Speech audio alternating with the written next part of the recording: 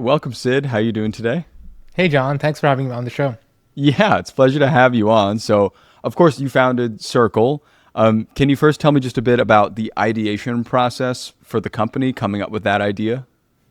Yeah, just to go a little bit back, I'm a two-time immigrant, born in India, grew up in New Zealand, moved to the US with the dream of starting a company. I was at a company called Teachable for 5 years, where I was a Hmm. founding designer, eventually was the head of product. And Teachable was this kind of online course platform that empowered entrepreneurs. And after that experience, something I realized about myself was that I was actually very passionate about building software for entrepreneurs. I find it to be Mm. a very exciting niche, much more exciting than building consumer or building something super enterprise. So, long story short, grouped with two of my co-founders who are also ex-Teachable, and we started exploring ideas in this kind of wider ecosystem. So we had these like basic checklist of an idea that kind of excited us would be ideally a SaaS business model would sell to Uh-huh. entrepreneurs, Hmm. would bring people together, and ideally it'd be an idea that we could work on for like 10 to 20 years and it would have incredible impact. And the way we did this, by the way, is we do this like essentially 12-hour Zoom call for 2 days a Wow. week. Did I hear that right? A 12-hour Yes. Zoom call? It's crazy. Yeah. Okay. Yeah. So, we were freelancing for the other 3 days. That's how we paid for our meals and stuff. But Yeah.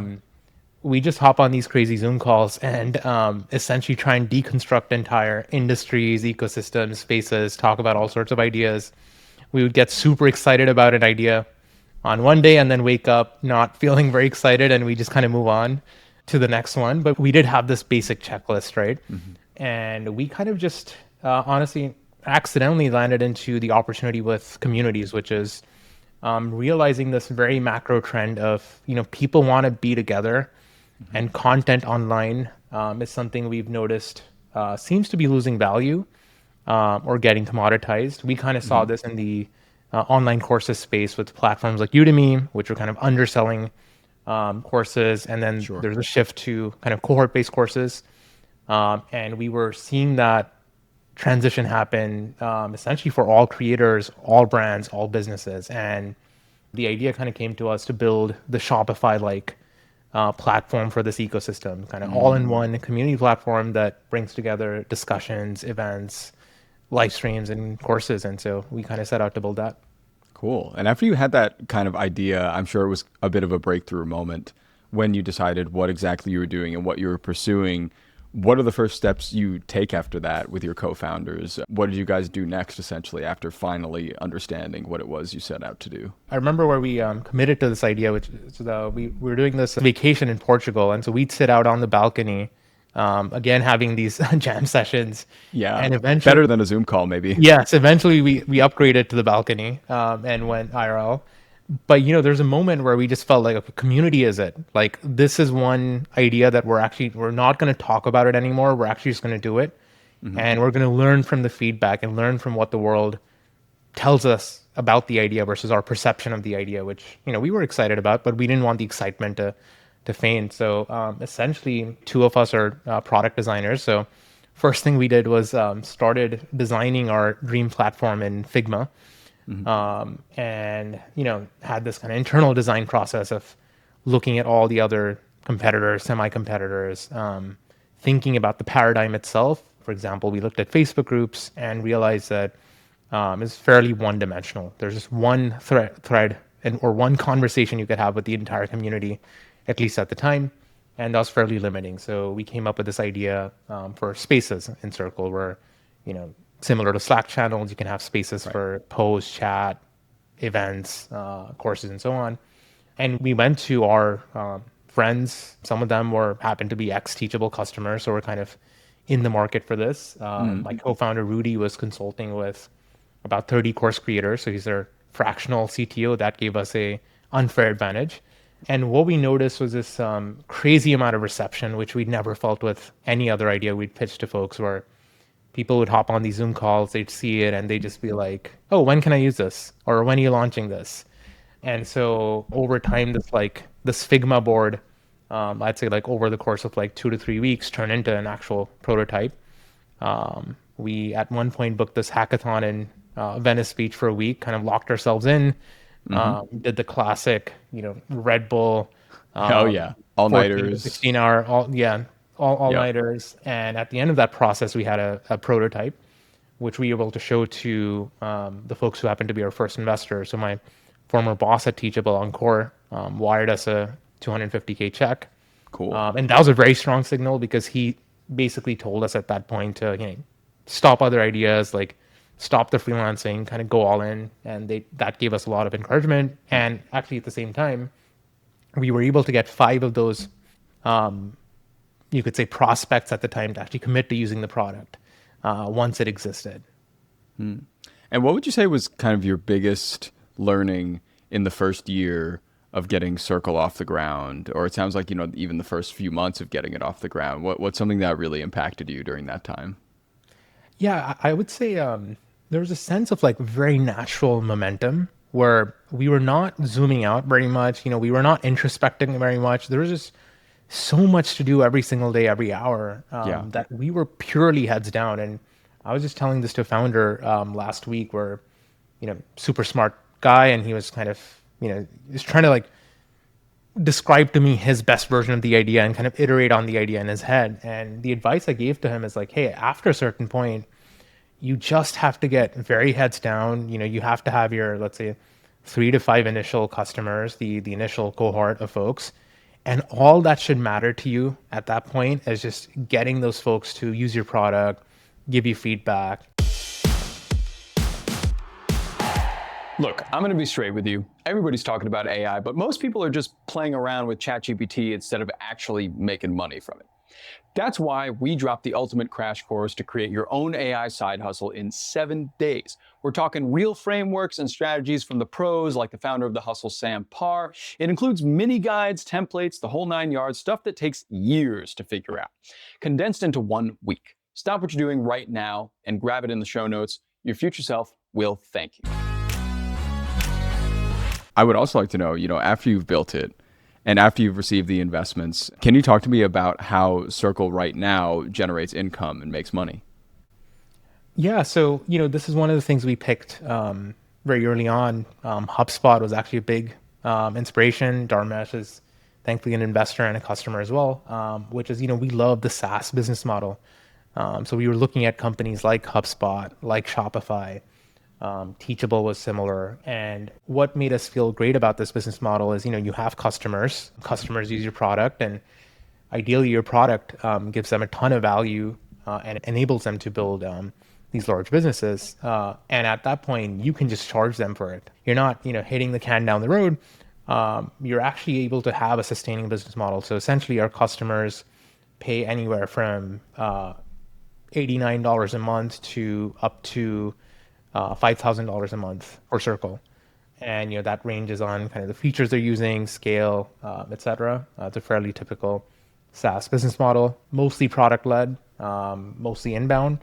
And we do have a payments component as well, which is we keep anywhere from 0.5 to 2% of your GMB fees for any payments you process through Circle. Gotcha. So now Circle's been around for a little while, and you have all these kinds of ideas that came to life. I think now when you get a business that is doing well and you get a business that is kind of what you envisioned it would be, how do you stay up to date and level up continuously as you kind of compete? I'm sure there are other platforms that offer a similar service in some way. So how do you kind of stay relevant? How do you compete? Yeah, that's a great question. I think for us, we have a fairly kind of focused view on all of this stuff. So we're extremely heads down, and there's basically one thing that matters in the company, which is our product velocity. We have this complex entity of about 200 people with that one focus. Whether it's someone in sales or customer success or support, it's fairly obvious to everyone that what matters is to make the product better. And so obviously if you're in engineering or design at Circle, that means quality and output and outcomes and fairly heads down. And there's always just feedback flowing in. And if you're not in one of our Eng design teams, it means kind of being that conduit to the customer and passing along the feedback and really making sure that their voice is being heard internally. So we don't think a lot about competition, frankly. Now, obviously our sales folks get asked about it all the time, and we have answers and playbooks and things that we like to talk about or emphasize. But we're not a very sort of competition focused company. So I have a very non-zero sum view of the world and our market and our ecosystem. So I tend to think that, hey, if they're doing well and we're also doing super well, we're all going to win. Now, at the same time, we make our best effort to make Circle stand out, just with the quality of the product, the speed of our improvements, and by giving them exceptional customer service. Yeah. No, that's a good perspective to have, because just because somebody else is doing another similar idea doesn't mean that there's less market space. It probably means that there's even more demand for that sort of thing. So that's a good mindset to have. And one thing I like to point out is, it's now been 5 years. So we've seen so many competitors like emerge and then die out. Yeah. So all these competitors we used to worry about in year one, most of them are no longer in business. So that's been an interesting observation. And actually my one takeaway from it has been like, oh, I'm so glad we didn't like obsess about those guys or try and copy them in any way, because they kind of just naturally, fell out. I just think about all the time that we saved not thinking about them. Totally. And last thing I wanted to talk to you about, Sid, is that, people have all these kinds of ideas and they want to start companies. You've successfully done this. What valuable things can you do before actually trying to start your first business that would prepare you for what's to come?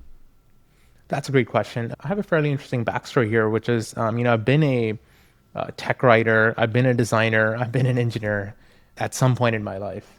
And actually, I'd say I've spent roughly a decade tech writing, as a very young kind of teenage nerdy blogger who'd write about startups and venture rounds and stuff for Mashable and VentureBeat. I have a computer science degree, so I've been a coder, front end, back end. I just take on whatever opportunities kind of came my way. And I've been a designer too. So I was Teachable's founding designer, built out the design team there. So what's worked for me personally is just kind of accumulating skills and experiences. And, when I was, let's say, 21, 22, I always knew I wanted to start a company. I was not in any rush to start a company. And the way I looked at most of my 20s is it was just kind of getting in the reps and building up my craft in design, in engineering, in coding. And a lot of that has really helped me, right? So when I work today with pretty much anyone in the company, I can tell them, hey, I've done a version of your job before. And I really do understand kind of, the crux of what it takes to be a good engineer, designer, customer support person, marketer, salesperson. And what I would say is, a lot of people kind of rush into wanting to start a company at a very young age. If you truly feel in your bones that you're ready for that, that's amazing. But I don't think it's a prerequisite or a necessity in any way. Like, I think you could totally have a vision in mind for maybe your mid to late 20s or even your 30s, and just kind of work at gaining those experiences. And one phrase I have for this is like, you don't want to fail on your own dime, right? You want someone else to be kind of funding your failures and your reputation. And hey, it's their reputation at the time, right? So when you finally take that risk, you want to be in the best situation possible. Yeah. No, it's great advice. I like the you don't want to fail on your own dime. That's a lot of trial and error that you get to experience maybe before you strike out on your own. So I think that's a great method for understanding the industry, working in the industry, figuring out what people's pain points are in a workplace for when you have to hire them. So awesome stuff today, Sid. Thank you very much for coming in to talk to me about all this, and good luck with whatever's to come next. Thanks, John. No, this was a great chat, and thanks for having me on the show. Thank you. Okay, that's going to do it for us today, everybody. Thanks for tuning into the Hustle Daily Show. We're a proud part of HubSpot Media. Our editor is Robert Hartwig, and our executive producer is Darren Clark. We've got a ton more tech and business coverage in our newsletter. If you're not subscribed, go sign up at thehustle.co/email and follow us on Instagram at thehustledaily. We'll catch you later.